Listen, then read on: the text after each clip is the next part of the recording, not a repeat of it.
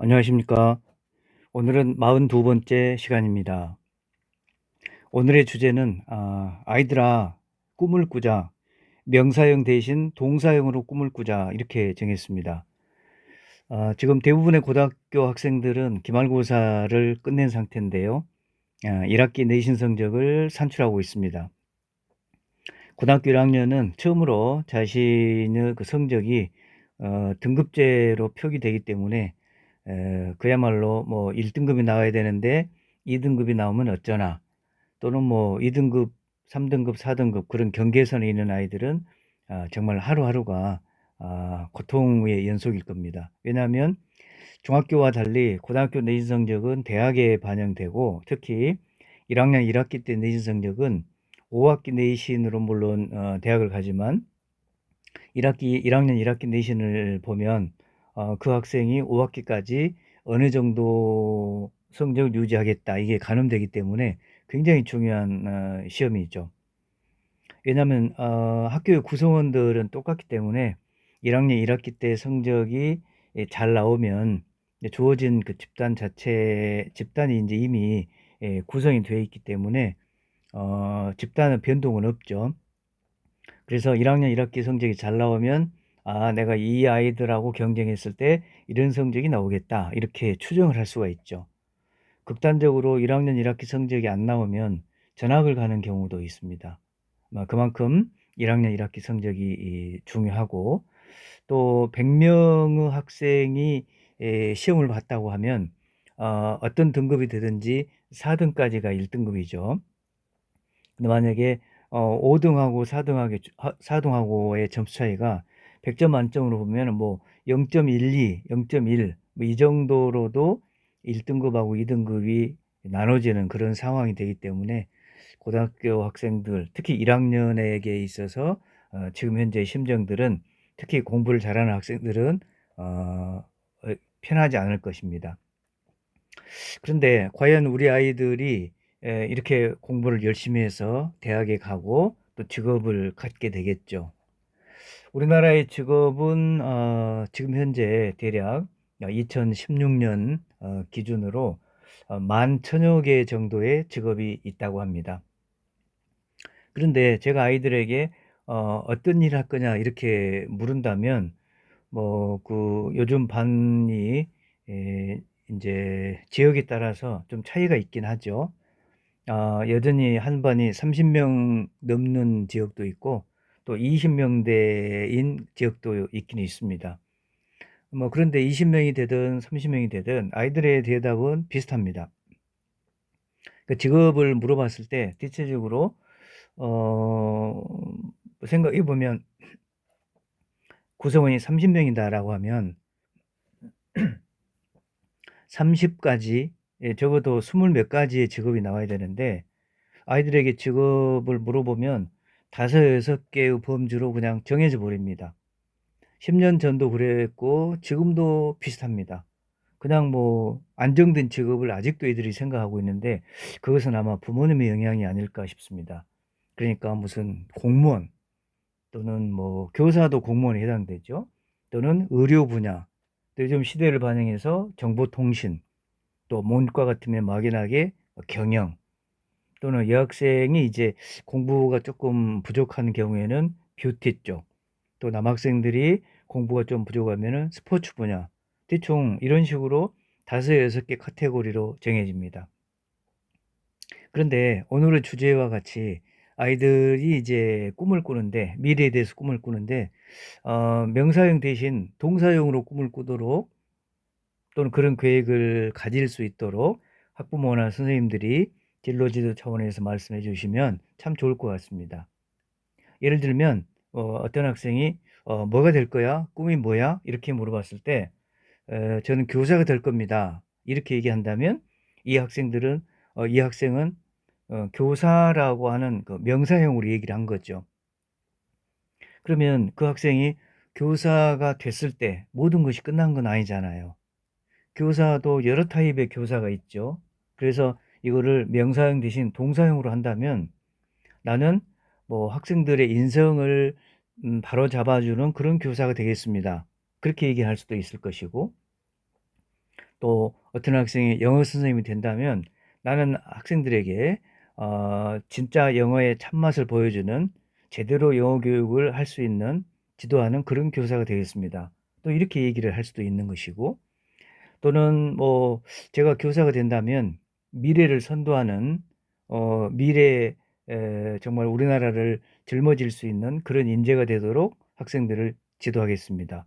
이렇게 동사용으로 얘기할 수도 있는 것이고 또는 요즘 생활지도 문제가 굉장히 심각하기 때문에 저는 국어 영어 수학 지식 중심의 교육보다도 생활지도를 바로잡는 그런 교사가 되겠습니다. 등등 자신의 꿈을 명사형이 아니라 구체적으로 동사형으로 얘기를 하면 그 사람이 비록 그냥 교사가 됐다 하더라도 교사가 되어서 모든 꿈이 끝나는 것이 아니라 구체적으로 동사형으로 얘기한다면 그 동사형의 모습을 실천할 수 있는 그런 교사가 되기 위해서 엄청 노력을 많이 할 것입니다. 그래서 집에서 자녀들에게 또는 선생님이 반 아이들에게 또는 전체에게 "너 뭐가 될 거야?" 이렇게 물어보는 것보다도 "무슨 일을 하는 사람이 될 거야?" 이렇게 물어보는 것이 더 의미가 있지 않을까 싶어요. 근데 요즘 아이들에게 얘기를 해 보면 그냥 영어로 얘기하면 그런 식이죠. 예를 들면 음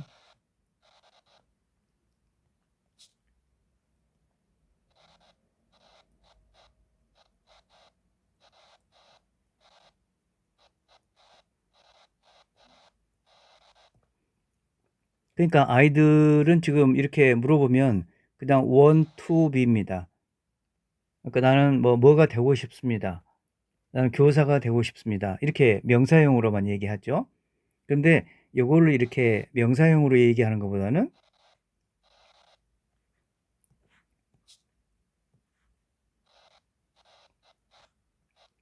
want to do something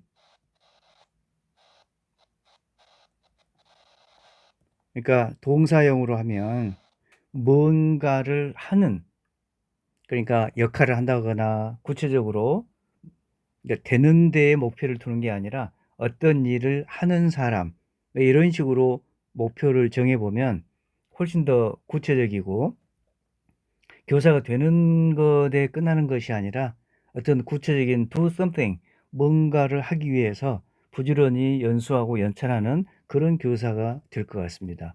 자, 한 학생의 사주를 소개하겠습니다. 이 학생은 지금 1학년인데요. 병술, 정유, 을묘, 신은 잘 모른데 이런 구조를 가진 학생입니다. 이 학생이 이과 학생이라고 하면 어떤 일을 하려고 생각하고 있을까요? 네. 우리가 시공학 이론으로 보면 구조가 얼른 보이죠. 묘유술 이런 구조가 보입니다. 그러죠. 묘유술은 묘술 합 하는 과정에 요금을 지나가야 하기 때문에 당연히 묘목 생기가 요금에 상하고 그 상태로 술토에 들어가는 그러니까 이런 구조라고 한다면 무엇보다도 가장 중요한 게 생기를 살리는 게 중요하죠. 그러니까 이 학생은 직업을 우리가 정할 때 여러 가지 목적이 있는데 경제적인 측면, 자아 실현 등등이 많이 있는데 이 학생은 무엇보다도 돈 버는 거 물론 돈 버는 거 중요하죠. 자아 실현도 물론 중요한데 이 사주 구조로 보면 어떻게 하면은 묘목 생기를 살릴 수 있을까? 생기가 상하는 것을 막을 수 있을까? 거기에 초점이 맞춰져야 된다고 생각합니다. 그런데 이거를 십신으로 직업을 생각한다면 글쎄요, 쉽게 보이지 않죠. 자, 이 학생은 어느 정도 공부를 하고 있을까요? 자, 유금의 상황을 생각해 보면 정화가 있습니다. 정화가 유금에 열기를 가하면 수기에 풀어지고 다시 이제 목기를 놓는 이런 구조가 되면 사주의 흐름이 순차적이죠.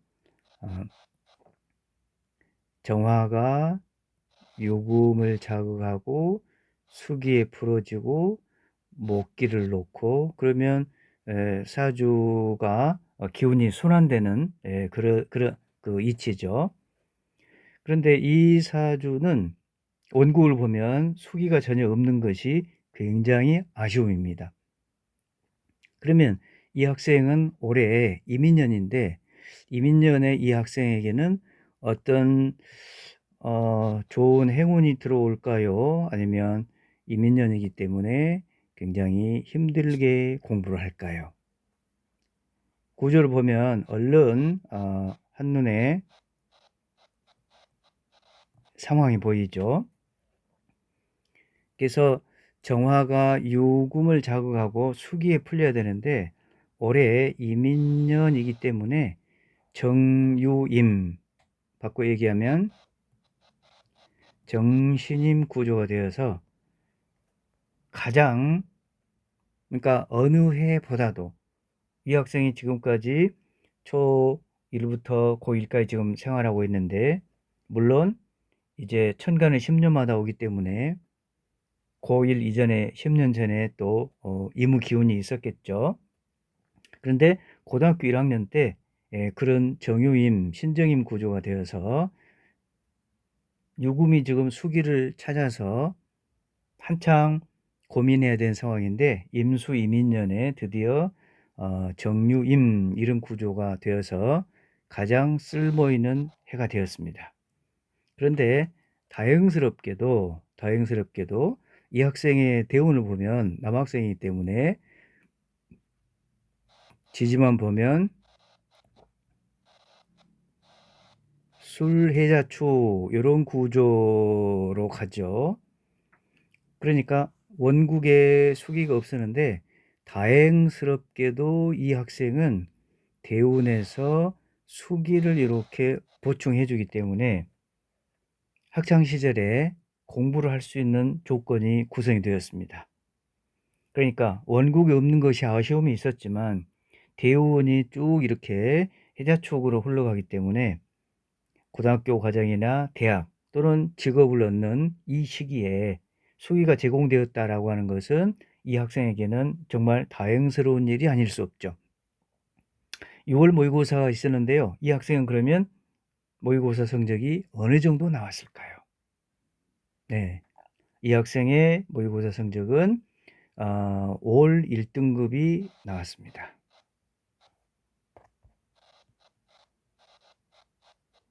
이거를 십신으로 생각한다면 이민년이니까요. 글쎄요, 을목을 기준으로 한다면, 뭐, 인수에 해당되는 그런 기운이 왔기 때문에 공부를 잘한다. 이렇게 얘기할 수 있겠지만, 을목과 임수는, 어울리는 에너지 쌍이 아니죠.